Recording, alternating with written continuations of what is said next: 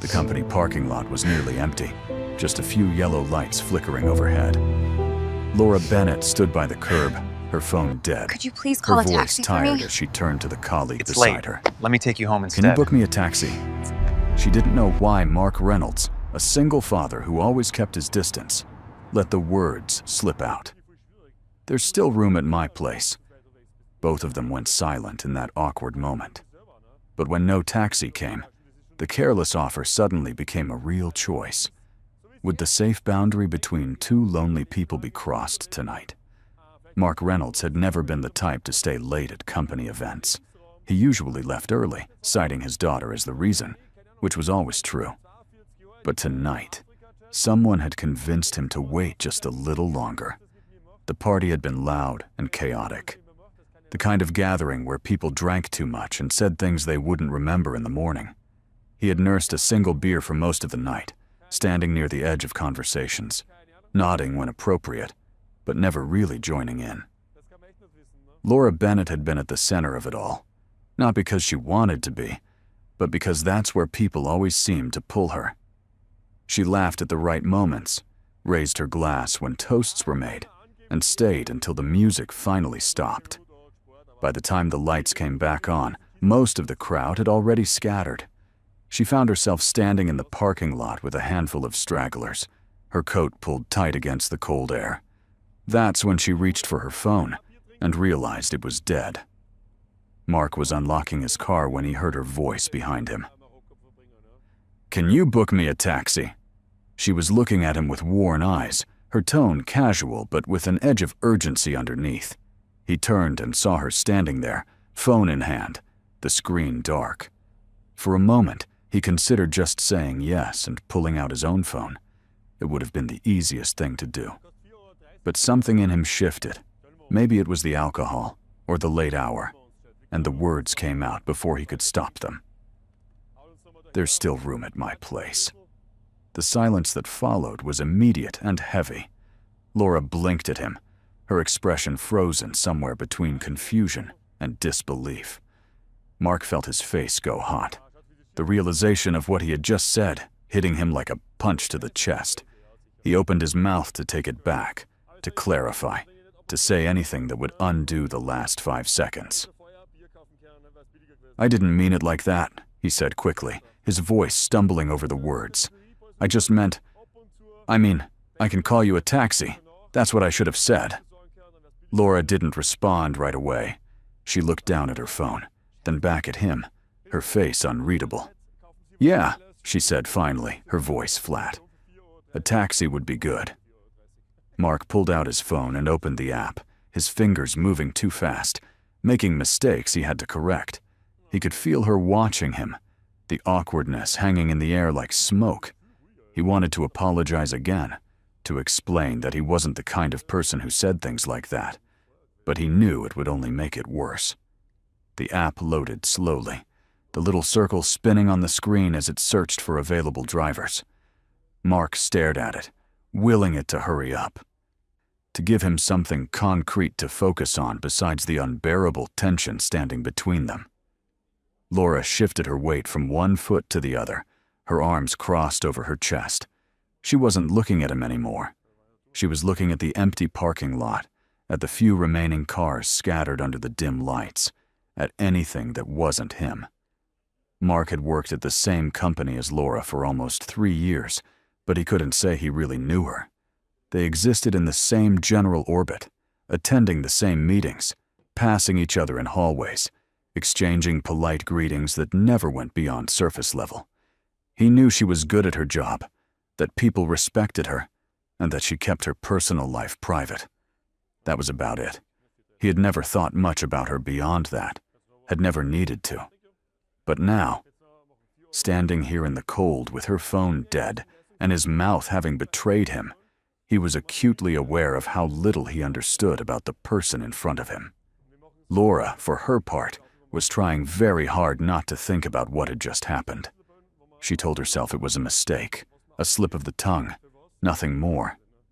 Mark was known around the office as the quiet one, the single dad who always left on time to pick up his daughter. He wasn't the type to make moves on coworkers, especially not in a parking lot at midnight.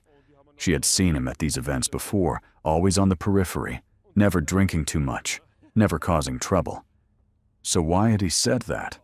And why was her heart beating faster than it should have been? The app finally loaded, and Mark tapped through the screens, entering her destination without asking. He assumed she lived somewhere in the city. Most people did. The screen showed a map with a handful of cars moving slowly along distant streets. None of them were nearby. He refreshed it once, then again. Still nothing. "It's looking," he said, more to fill the silence than anything else. Laura nodded but didn't say anything. She was staring at the ground now, her breath visible in the cold air. Minutes passed. The app continued to search. Mark checked it again, hoping for a miracle, but the result was the same. No drivers available. He considered calling a different service, but he had a feeling it wouldn't make a difference. It was late, it was a weeknight, and they were in a part of town that didn't see a lot of traffic after dark. "Still looking," he said again, his voice quieter this time. Laura let out a breath that might have been a sigh or just weariness. "It's fine," she said. "I can wait." But it wasn't fine, and they both knew it. The temperature was dropping, and the wind had picked up, cutting through their clothes with a sharpness that made standing still almost unbearable. Mark glanced at his watch. It was past midnight now, closer to 1 in the morning. His daughter was with a sitter, someone he trusted, but he didn't like being out this late. He never did. He looked at Laura again, saw the way she was hugging herself against the cold, and felt a pang of guilt. This wasn't her fault. None of this was her fault. He thought about offering again, about saying it more carefully this time, but he couldn't bring himself to do it. The first attempt had been disastrous enough, so instead, he just stood there, phone in hand, watching the app spin and search and find nothing. Laura must have been thinking the same thing because she finally broke the silence. "You don't have to stay," she said, her voice soft but firm. "I'll be fine." Mark shook his head. "I'm not leaving you out here alone." It came out more forcefully than he intended, and Laura looked at him with something that might have been surprise. They fell into another silence, this one less awkward, but no less uncomfortable. Mark kept refreshing the app, hoping for a different result, while Laura stood a few feet away, her arms still crossed, her face unreadable. The parking lot felt impossibly large and empty around them, the kind of place that seemed designed to make people feel small. A car passed on the street beyond, its headlights sweeping across the pavement before disappearing into the night. Neither of them moved. Mark thought about his daughter, tucked safely at home with Miss Amy, the babysitter who had watched her since she was 3. He thought about his apartment, quiet and warm, and the couch where he would collapse as soon as he got home. He thought about how much easier his life had been when he kept to himself, when he didn't let moments like this happen. But here he was, standing in a freezing parking lot with a woman he barely knew, waiting for a taxi that might never come. Laura thought about her own apartment, small and empty, the kind of place that felt lonelier the longer you stayed in it. She thought about the last few months, the heaviness that had settled into her bones, the feeling that nothing she did was ever quite enough. She thought about the party they had just left, the forced smiles and shallow conversations, and how relieved she had been when it was finally over. And now this strange, uncomfortable limbo with a man who had said something he clearly regretted and couldn't seem to move past. The app refreshed again. Still nothing. Mark let out a breath and looked up at the sky, searching for something he couldn't name. "I'm sorry," he said finally, his voice low, "for what I said before. That was stupid." Laura glanced at him, her expression softening just a fraction. "It's okay," she said. "You didn't mean anything by it." He nodded, grateful for the reprieve, But the weight of the moment didn't lift. If anything, it felt heavier now, like something had shifted between them that couldn't be undone. Another few minutes passed. The cold was becoming unbearable.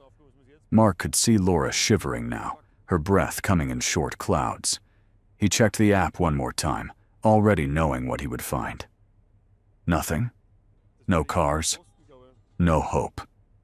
He closed his eyes and made a decision he knew he would regret. "There's still room at my place," he said again, his voice steady this time, deliberate. Laura's head snapped up, her eyes wide. "What?" Mark met her gaze and didn't look away. "I know how that sounds, but I live 10 minutes from here. And I'm not alone. My daughter's there. I just meant you could wait somewhere warm until a taxi shows up in the morning." Laura stared at him, her mind racing. This was insane. This was crossing a line she had never even considered crossing. But the alternative was standing here in the freezing cold for who knew how long, hoping a car would eventually show up. She looked at Mark, really looked at him, and saw nothing but weariness and sincerity. He wasn't trying to take advantage. He was just trying to help. "I don't know," she said finally, her voice uncertain. Mark nodded. "I get it. But the offer's there if you need it." He didn't push. He just stood there, waiting, his phone still in his hand. Laura looked down at her own dead phone, then back at the empty parking lot. She thought about all the reasons she should say no, all the ways this could go wrong. But she also thought about how bone deep her fatigue ran, how cold, and how much she didn't want to be alone right now. "Okay," she said, the word barely audible. Mark's eyes widened slightly, as if he hadn't expected her to agree. "Okay," he repeated. And just like that, the decision was made. The drive was quiet. Mark kept his eyes on the road, his hands gripping the steering wheel a little too tightly. Laura sat in the passenger seat, her coat still pulled around her, staring out the window at the empty street sliding past. Neither of them spoke. The silence wasn't comfortable, but it wasn't hostile either. It was the kind of silence that came from two people who had just made a decision they weren't entirely sure about, and were now living with the consequences. Mark's apartment was in a low-rise building on the edge of a residential neighborhood, the kind of place that looked weathered, but functional. He pulled into a parking spot near the entrance and turned off the engine. For a moment, neither of them moved. Laura looked at the building, then back at him. "You sure about this?" she asked, her voice careful. Mark nodded. "Yeah, it's fine, really." He got out of the car, and she followed, her movement slow and deliberate, like she was still giving herself a chance to change her mind. The lobby was dimly lit, the fluorescent bulbs buzzing overhead. Mark led the way to the elevator, pressing the button for the 4th floor. They rode up in silence, the only sound the faint hum of the machinery.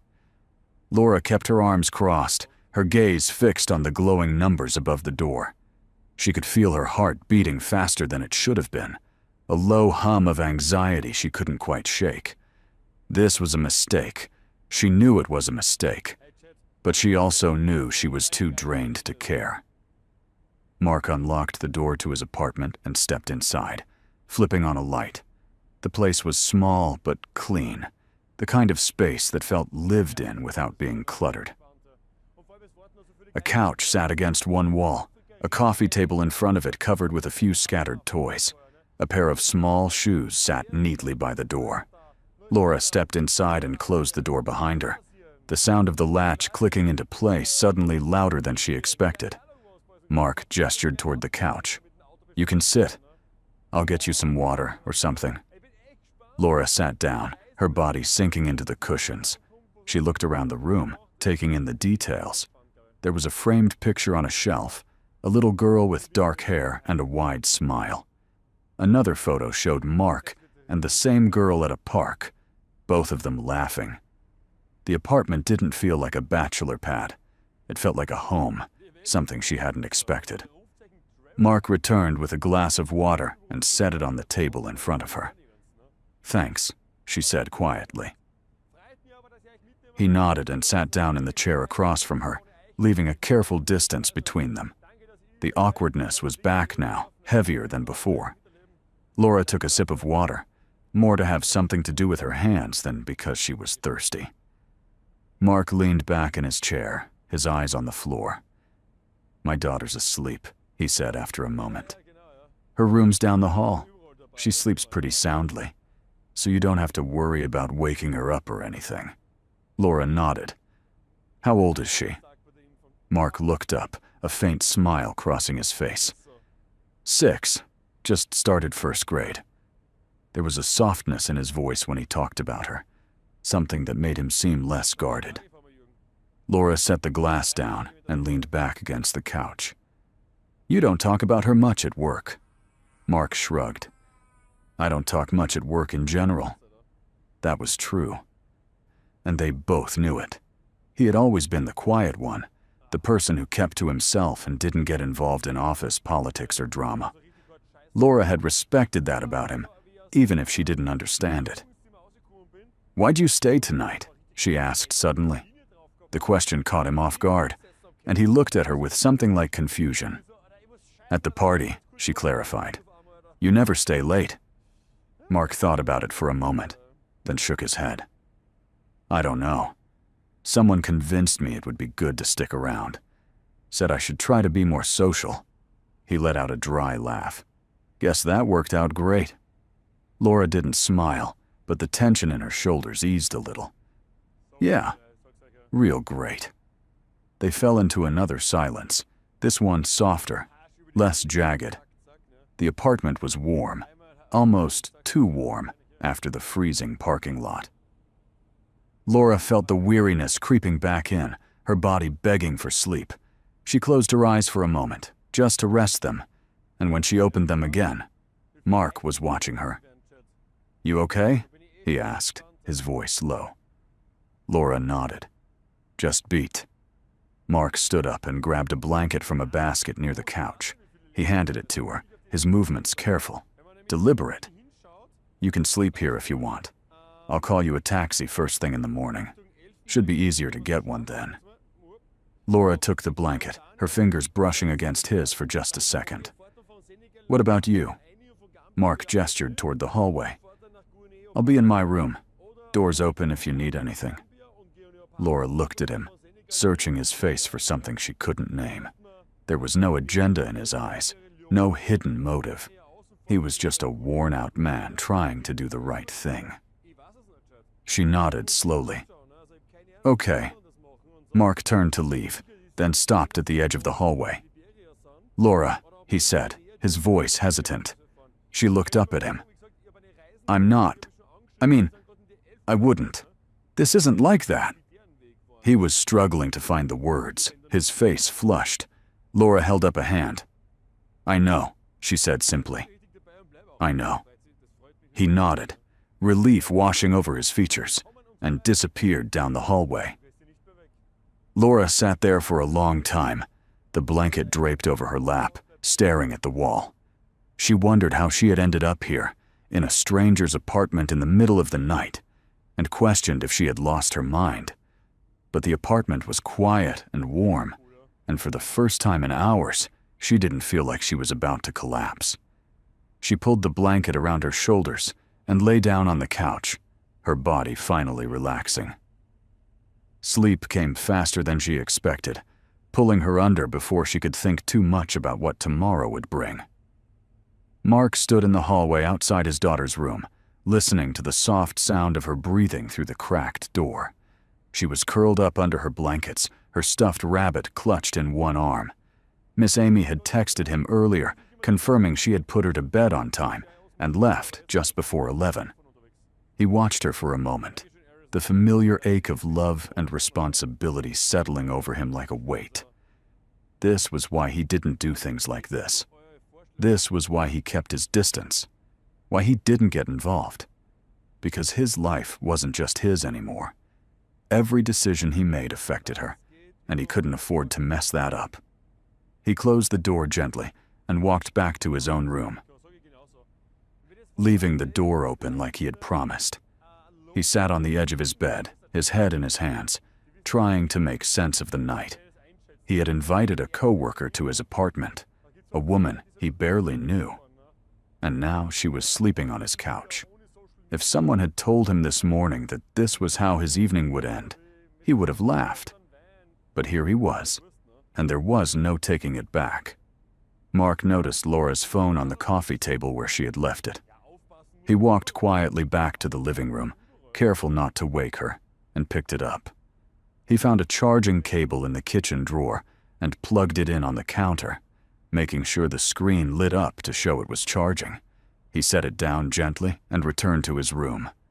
Mark lay down on his bed, fully clothed, staring at the ceiling.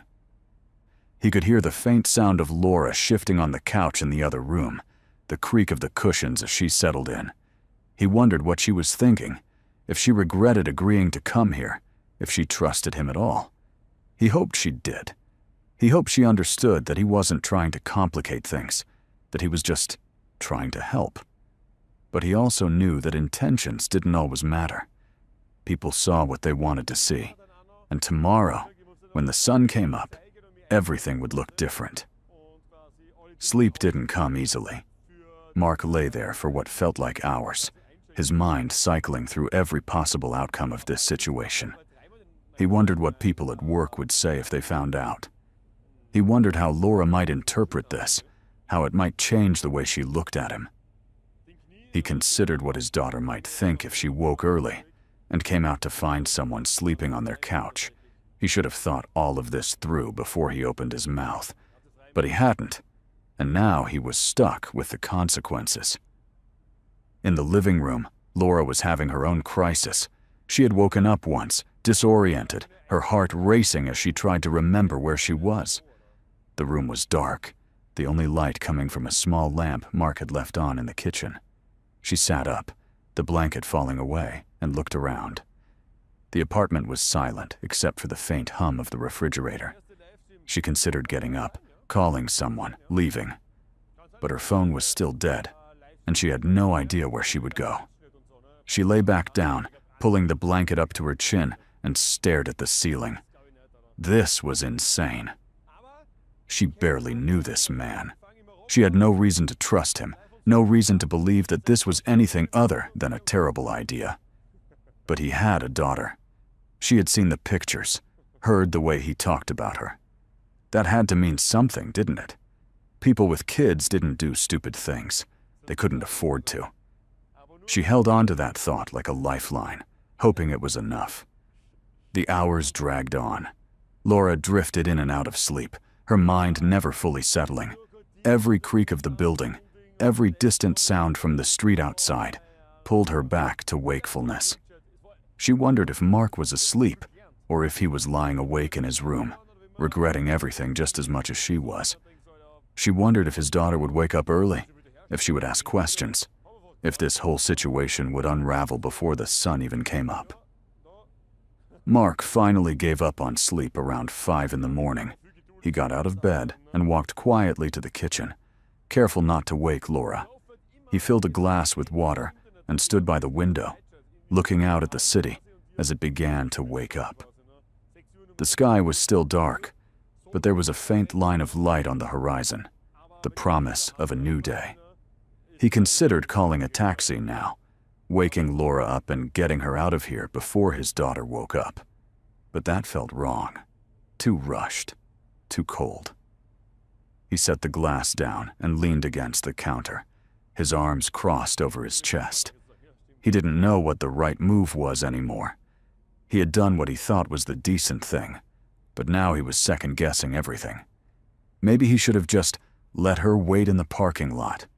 Maybe he should have called her a different service, tried harder to find a solution that didn't involve bringing her here. But it was too late for that now. The decision had been made, and all he could do was see it through. Laura woke up for good around 6. The room was lighter now, the early morning sun filtering through the curtains. She sat up slowly, her body stiff from sleeping on the couch. She could hear movement in the kitchen, the sound of someone making coffee. She stood up and folded the blanket, setting it neatly on the armrest. She felt strange, out of place, like she had walked into someone else's life and didn't belong there. She took a deep breath and walked toward the kitchen. Mark looked up when she appeared in the doorway. "Morning," he said, his voice rough from lack of sleep. Laura nodded. "Morning." He gestured to the coffee pot. "Want some?" She shook her head. "I'm okay. Thanks." They stood there for a moment, the awkwardness from the night before still lingering between them. Mark pulled out his phone and opened the taxi app. "Let me call you that ride." Laura watched as he tapped through the screens, her heart sinking a little at the thought of leaving. Not because she wanted to stay, but because she didn't know what came next. The app showed several cars nearby, a stark contrast to the empty map from the night before. Mark selected one and confirmed the pickup. "Should be here in about 10 minutes, he said. Laura nodded. "Okay." She looked around the apartment one more time, her eyes landing on the hallway that led to the bedrooms. "Your daughter," she said quietly. "She didn't wake up, did she?" Mark shook his head. "No, she's still asleep. She usually doesn't get up until 7. Laura felt a strange sense of relief at that, though she couldn't quite explain why. They walked to the door together, the silence between them heavy but not unbearable. Mark picked up her phone from the counter where it had been charging overnight. "Thought you might need this," he said, handing it to her. Laura took it, the small gesture hitting her harder than it should have. The screen showed a full battery. "Thanks," she said, her voice softer than she intended. Mark opened the door, and they stepped into the hallway. The building was quiet, most of the residents still asleep. They rode the elevator down in silence, both of them staring at the numbers above the door. The taxi was waiting outside when they reached the lobby. Mark walked her to the car, his hands shoved in his pockets. Laura turned to face him before getting in. "Thank you," she said, the words feeling inadequate, "for not leaving me out there." Mark shrugged, his expression unreadable. "It's fine. Anyone would have done the same." Laura didn't think that was true, but she didn't argue. She opened the car door and slid into the back seat. Mark stepped back, giving her space. "See you at work," he said. Laura nodded. "Yeah. See ya."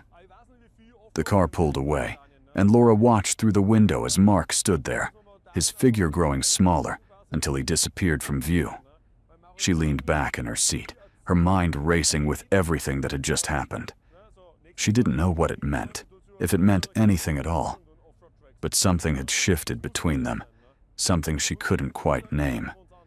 And as the city woke up around her, bathed in the soft light of morning, she realized that maybe, just maybe, safety didn't always come from keeping people at a distance. Sometimes it came from letting them in, even when it scared you. Laura didn't go straight home. She had the driver take her to a coffee shop a few blocks from her apartment, a place that opened early for the morning commuters. She needed time to think, to process what had just happened before she walked back into her own life.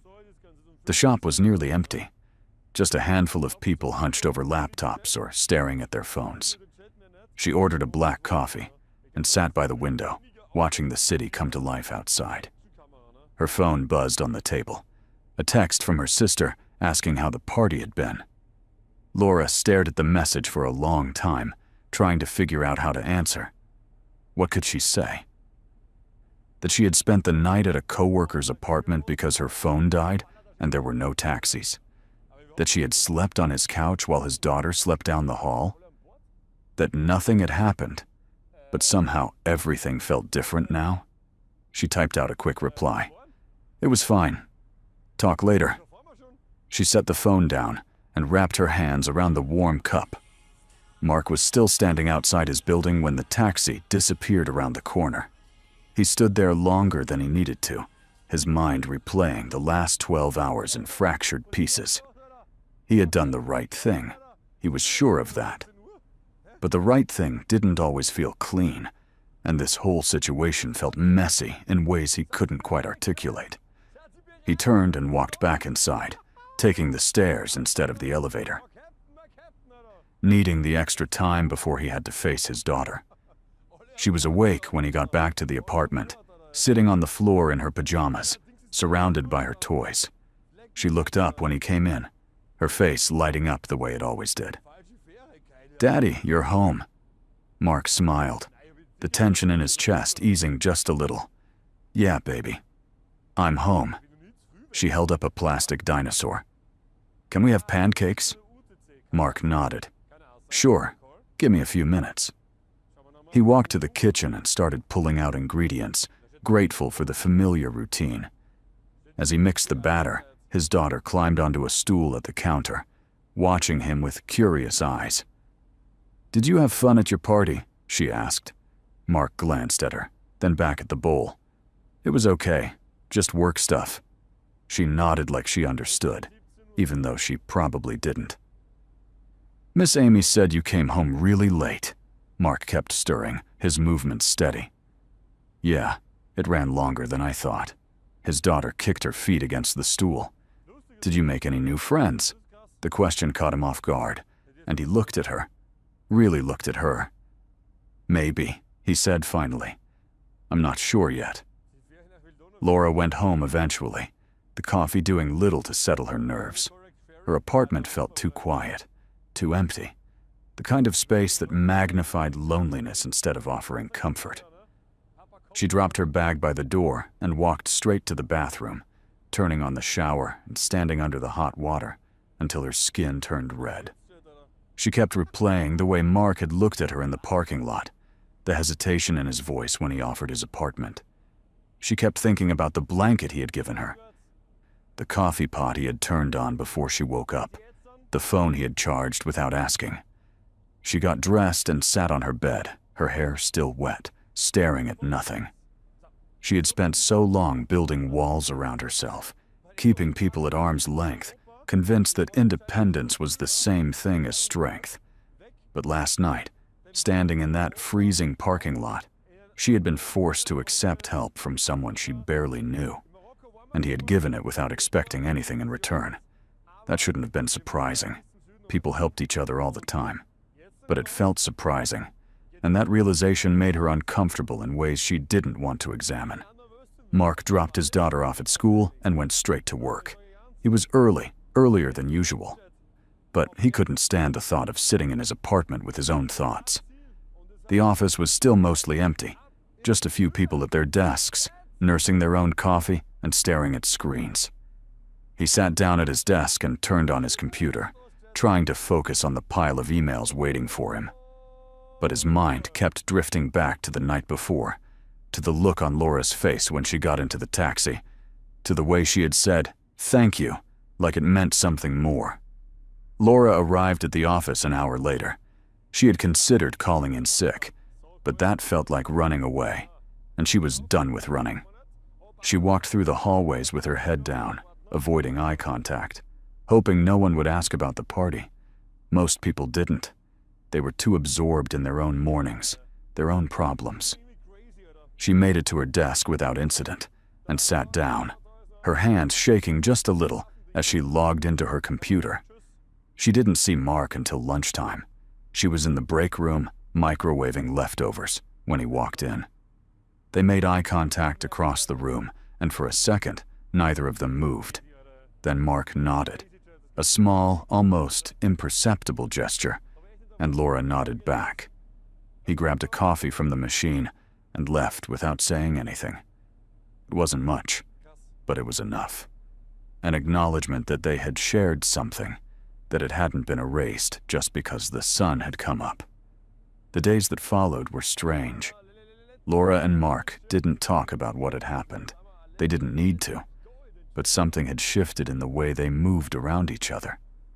When they passed in the hallway, there was a flicker of recognition that hadn't been there before. When they sat in the same meeting, there was a quiet understanding, an awareness that they were no longer just distant co-workers occupying the same space. It wasn't friendship, not yet, but it was the beginning of something. A week later, Laura found herself in the break room at the same time as Mark again. This time, she didn't look away. "Hey," she said, her voice casual. Mark looked up from his coffee. "Hey." They stood there for a moment, the silence stretching between them. Then Laura spoke again. "I never really thanked you. For that night." Mark shook his head. "You don't have to." Laura nodded slowly. "I know, but I wanted to." Mark looked at her, something softening in his expression. "You would have done the same." Laura considered that. "Maybe. I'd like to think so." They fell into a routine after that.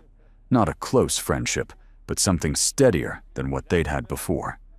They ate lunch together sometimes, not every day, but enough that people started to notice.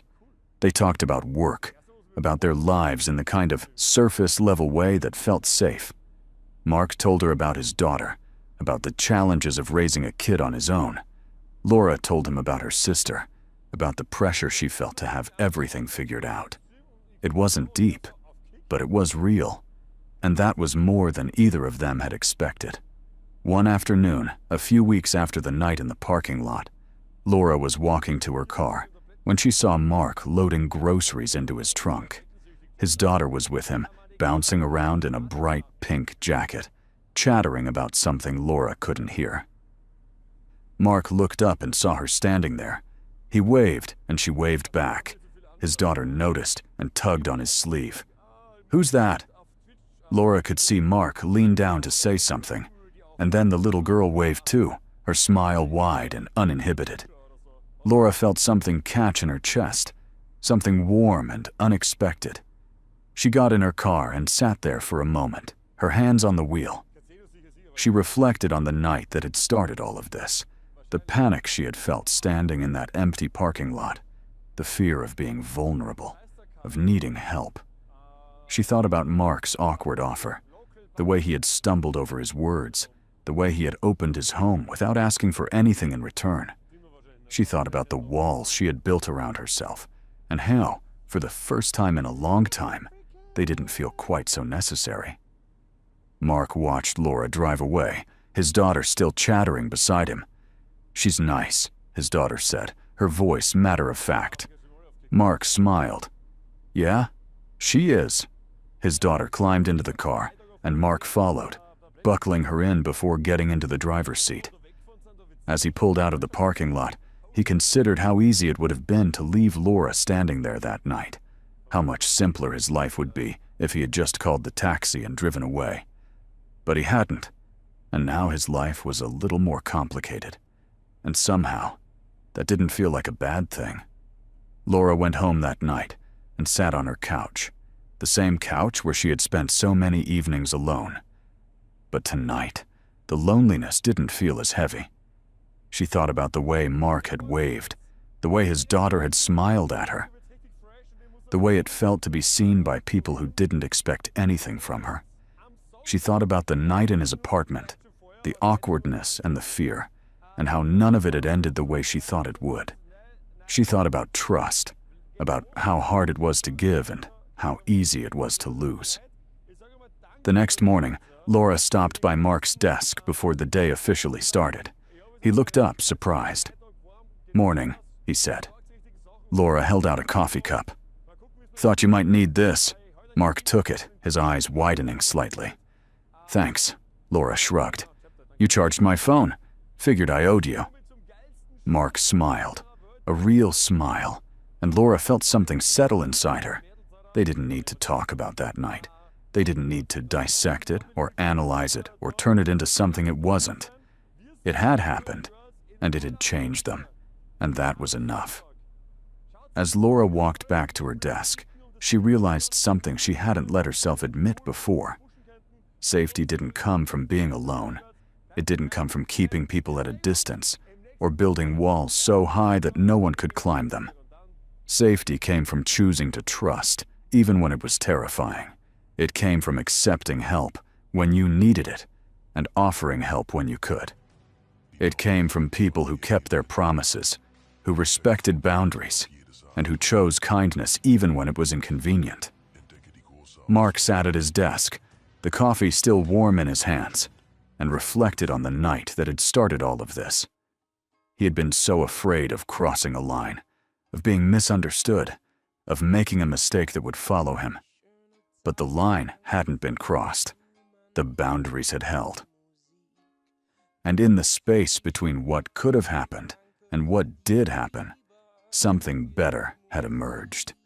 Something built on respect and trust, and the quiet realization that sometimes the bravest thing you could do was let someone in. The story didn't end with a grand gesture or a dramatic confession. It ended the way most real things do, quietly and without fanfare.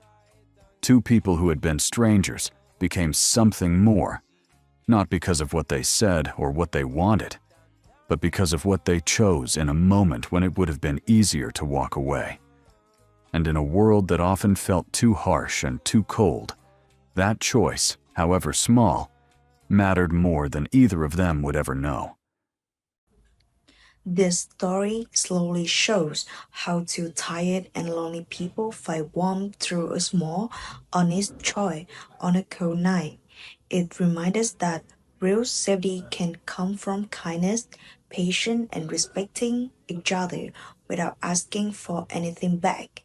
If the story touched your heart, please like the video, share it with someone, and subscribe for more quiet and emotional stories.